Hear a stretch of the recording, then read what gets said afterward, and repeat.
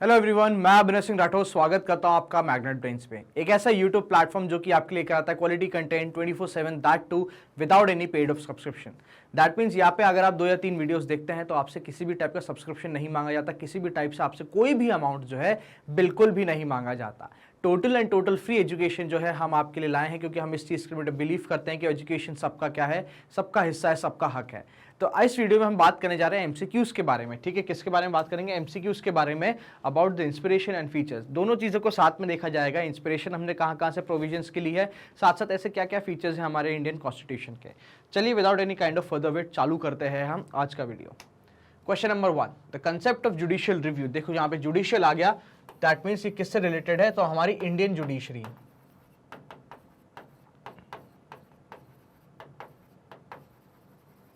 ठीक है, याद करो इंडियन जुडिशरी का जो इंडिपेंडेंट फीचर है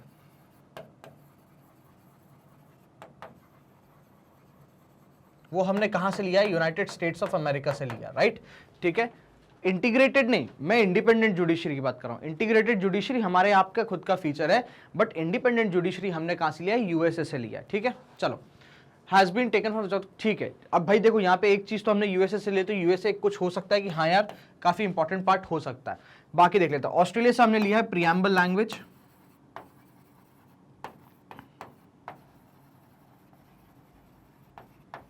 कनाडा से लिया है हमने फेडरल स्ट्रक्चर।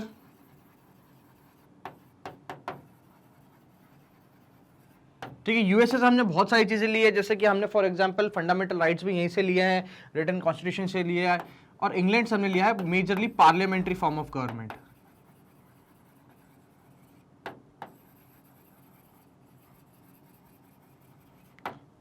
इस क्वेश्चन की मैं बात करूं तो आंसर हमारा यूएसए होगा। क्या होगा? यूनाइटेड स्टेट्स ऑफ अमेरिका होगा, जहां से हमने जुडिशियल रिव्यू का जो कॉन्सेप्ट है वो लिया है। जुडिशियल रिव्यू बेसिकली है क्या कि जुडिशरी क्या कर सकती है, कोई भी अगर लॉ बना है तो उसका कंटेंट रिव्यू कर सकती है, उसका प्रोसीजर रिव्यू कर सकती है। साथ साथ अगर वो लॉ हमारे कॉन्स्टिट्यूशन के खिलाफ है या किसी भी कॉन्स्टिट्यूशन का पार्ट को वायलेट करता है तो उस लॉ को वो हटा सकती है। ये पावर जुडिशियल रिव्यू को कहां से ली है हमने? तो यूनाइटेड स्टेट्स ऑफ अमेरिका से। The Constitution of India borrowed the scheme of Indian Federation from which of the Constitution? अभी जैसे कि मैंने बताया पिछले क्वेश्चन में कि हमने कनाडा से हमारा फेडरल स्ट्रक्चर लिया है। इसकी क्या है बेसिक खासियत, क्या है कि इसका जो यूनियन है, ठीक है, इज स्ट्रॉन्गर। ठीक है, दैट मीन्स यहाँ पे स्टेट इतना स्ट्रांग नहीं है, यूनियन काफी स्ट्रांग हो जाता है। ठीक है, तो ये फीचर हमने कहां से अडॉप्ट करा? तो कनाडा से अडॉप्ट करा। The federal system with strong center has been borrowed by the Indian Constitution from Canada। अभी ये थोड़ा देखो क्वेश्चन के फॉर्मेशन में थोड़ा डिफरेंस है, ठीक है, बट आंसर दोनों का क्या है? कनाडा ही रहेगा। The idea of including the emergency provision in the Constitution of India has been borrowed from। ठीक है, इमरजेंसी बेसिकली पूछ रहा है इमरजेंसी प्रोविजन हमने कहां से लिए हैं? तो अभी हमने देखा कॉन्स्टिट्यूशन ऑफ कनाडा से हमने फेडरल स्ट्रक्चर लिया है, बिल्कुल नहीं। ठीक है, कॉन्स्टिट्यूशन ऑफ आयरलैंड से हमने क्या लिया है? तो DPSP, directive principles of state policies. USA से हमने काफी जुडिशरी की चीजें ली है, फंडामेंटल राइट्स लिए, बट हमने इमरजेंसी नहीं ली। ठीक है, तो इमरजेंसी प्रोविजंस जो हैं कि इमरजेंसी अगर लगती है तो उसमें क्या क्या होगा, क्या क्या प्रोविजंस रखे जाएंगे, कैसे फंडामेंटल राइट्स को रोक दिया जाएगा, सिर्फ कुछ ही रहेंगे, तो वो हमने वीमार कॉन्स्टिट्यूशन ऑफ जर्मनी से लिया है। कहां से लिया है? वीमार कॉन्स्टिट्यूशन ऑफ जर्मनी से। आंसर क्या हो जाएगा इसका? B, Weimar constitution of Germany. The office of Lokpal and Lokayukta. देखो समझो पहले तो ये है क्या, लोकपाल लोकायुक्त है क्या? ये बेसिकली एंटी करप्शन डिपार्टमेंट है। अगर मान लीजिए कि कोई भी एक पर्सन के अगेंस्ट आपको करप्शन चार्जेस लगाने हैं, या आप कह सकते हैं कि उनकी वैलिडिटी करप्शन के पूछने की, तो आप सीधे सीधे आप लोकायुक्त ऑफिस में जा सकते हो, लोकपाल को आप रिपोर्ट कर सकते हैं। ये लोकपाल हमारा क्या होता है? अम्बूसमेंट ऑफिसर होता है। ठीक है, तो जैसे कि मैंने बताया कि अम्बूसमेंट ऑफिसर होता है, तो ये हमने अम्बूसमेंट इन स्कैंडिनेविया, ठीक है, स्कैंडिनेवियन कंट्री से जो अम्बूसमेंट का प्रोसीजर है वहां से हमने अडॉप्ट करा है। हालांकि ये चीज बहुत नई है, ऐसा नहीं है कि बहुत पहले लागू हो गई, 50 साल पहले, 60 साल पहले, बिल्कुल नहीं, रिसेंट मोस्ट चीज है। तो स्टिल हमने इसको कहां से अडॉप्ट करा है? हमारे इंडियनाइज्ड फॉर्म में कहां से अडॉप्ट करा है? तो अम्बूसमेंट इन स्कैंडिनेविया। चलिए, match list 1, DPSP constitution of Ireland, बिल्कुल सही है। Emergency provision of the president, constitution of Germany, सही है। तो मतलब A1 B2, ठीक है, एक बार ऑप्शन देख लेते हैं, A1 B2, तो देखो ए और डी दोनों आ रहा है, चलो देखते हैं एक बार। द यूनियन स्टेट रिलेशंस हमने ऑफकोर्स अभी जैसे कि मैंने बताया कनाडा से लिए हैं, तो A1B2C3, A1B2C3 भाई साहब आपका आ गया क्या आंसर ए, ठीक है, आंसर क्या हो जाएगा इसका ए। The Indian constitution has taken certain features from the other countries. Which country has contributed to the framing of DPSP, Directive Principle of State Policy? अभी जैसे मैंने बताया कि आयरलैंड से हमने क्या लिया है, DPSP लिया है, फ्रांस हमने इक्वालिटी ली है, फ्रेटर्निटी ली है, कुछ आइडियल्स लिए हैं, हमने जापान से भी हमने क्या लिया है, बहुत कुछ चीजें, एक आध चीज ली है ऑफकोर्स सी बात है, जैसे कि ड्यू प्रोसेस ऑफ लॉ और प्रोसीजर एस्टैब्लिश बाय लॉ, ये चीज हमने कहां से ली है, जापान से ली है। यूएसए से तो ऑफकोर्स आपकी जो है पता है काफी चीजें आ जाती हैं, तो इसका आंसर क्या जाएगा B Ireland.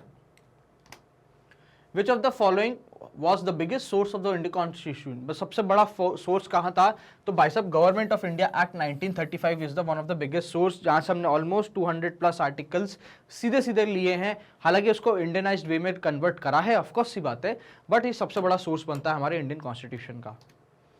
Match list one, ठीक है भैया, India as a union of states with great powers to union, हमने कनाडा से लिया है, जैसे कि अभी फेडरल स्ट्रक्चर की बात हुई थी, यही हमारा फेडरल स्ट्रक्चर है।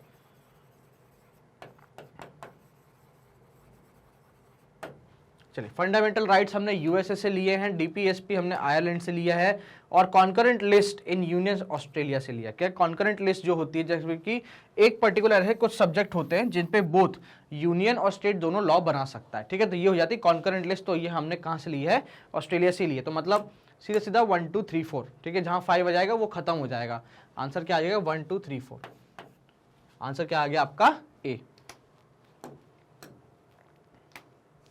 The presidential government operates on the principle of, ठीक है, प्रेसिडेंशियल फॉर्म ऑफ गवर्नमेंट की बात हो रही है, प्रेसिडेंशियल फॉर्म ऑफ गवर्नमेंट कौन सी कंट्री में फॉलो होता है, तो यूनाइटेड स्टेट्स ऑफ अमेरिका में होता है, ठीक है। चलिए, separation of power, balance of power, centralisation of power, division of power between centre और स्टेट, तो क्या होता है, सेपरेशन ऑफ पावर के बेसिस पे काम होता है, मतलब स्टेट की और यूनियन या सेंटर कह लीजिए आप, दोनों की पावर डिफरेंट होगी, दोनों की पावर डिफरेंट होगी। पार्लियामेंट्री फॉर्म की जब मैं बात करता हूं, फेडरेशन की जब मैं बात करता हूं, तो ये आ जाता है कि division of power between centre and states. जब हम प्रेसिडेंशियल फॉर्म की गवर्नमेंट की बात करते हैं तो of course it is based on separation of power, not even balance of power, ठीक है। यूनिटरी में सेंट्रलाइजेशन ऑफ पावर आ जाएगा, यह आ जाएगा किसमें, पार्लियामेंट में,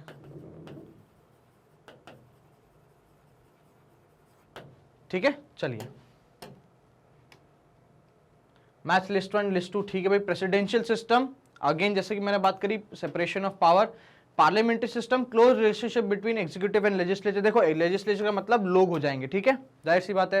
federal system again division of power between various levels, से हमने बात करी। Unity system concentration of power, मतलब 1 2 3 4, अगेन क्वाइट इजी, 1 2 3 4, ए आपका क्या हो जाएगा, आंसर हो जाएगा।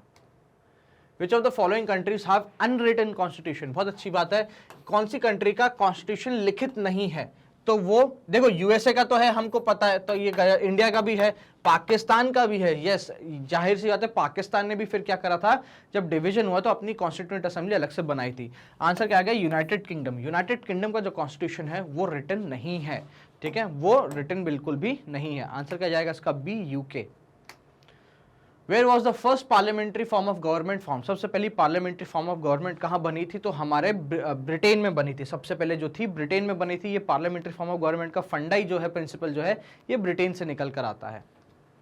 Unitary system of government possesses which of the following advantage, ठीक है, यूनिटरी सिस्टम की बात हो रही, दैट मीन्स यहाँ पे कोई भी स्टेट नहीं होगा, सिर्फ एक ही पावर होगी, कोई भी डिविजन ऑफ पावर बिल्कुल नहीं होगा, ठीक है। चलो, great adaptability, strong state, greater participation by the people, less chance of authoritarianism, तो स्ट्रॉन्ग स्टेट जो है ये इसका क्या होगा, स्ट्रॉन्ग स्टेट का मतलब देखो वो वाला स्टेट नहीं कि डिवीजन करके मध्य प्रदेश बना दिया, कुछ बना दिया, स्टेट मतलब बेसिक एक गवर्नमेंट अथॉरिटी, ठीक है, तो सेंट्रल जो है स्ट्रॉन्ग सेंटर यहाँ पे रहता है, तो आंसर क्या हो जाएगा इसका बी, स्ट्रॉन्ग स्टेट।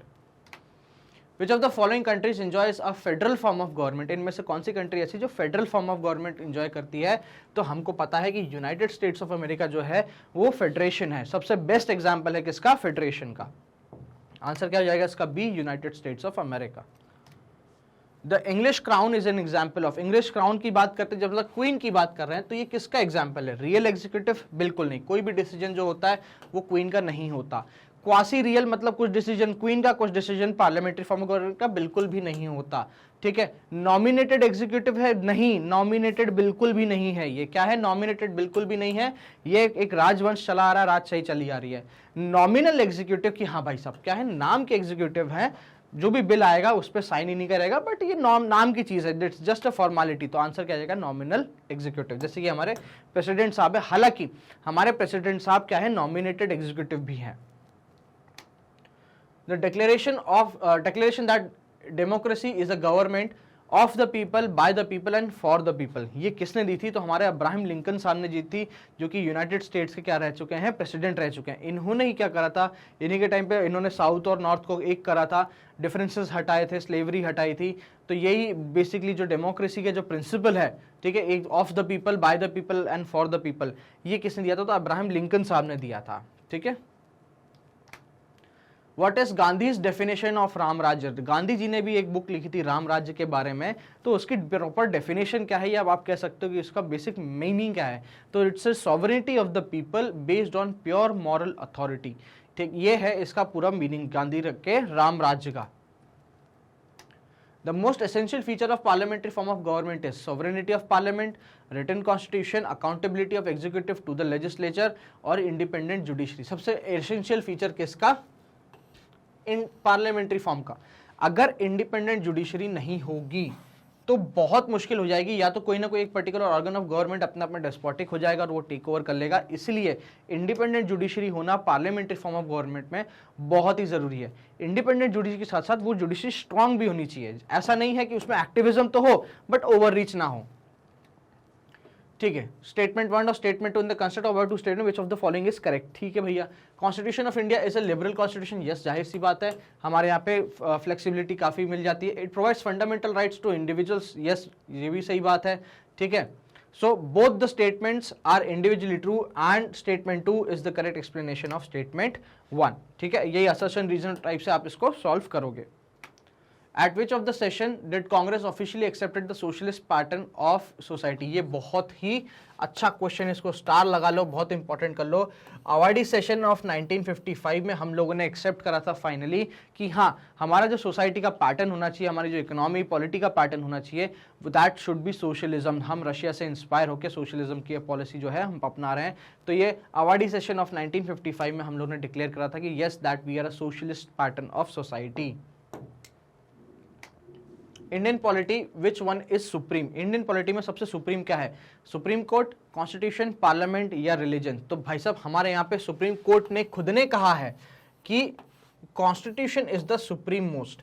मतलब ना पार्लियामेंट बड़ा है, ना जुडिशरी बड़ी है, ना एग्जीक्यूटिव बड़ा है, ना धर्म बड़ा है, ना जात बड़ी है। सबसे बड़ा, सबसे ऊपर कौन रहेगा? तो हमारा कॉन्स्टिट्यूशन रहेगा, ठीक है। आंसर क्या जाए इसका? B, constitution. Who called Indian Federal as the cooperative federalism? ये बहुत अच्छा टर्म है। आज ये फेडरलिज्म का आजकल का नया फॉर्म है, ठीक है। पहले क्या होता था? Federalism basically division of power.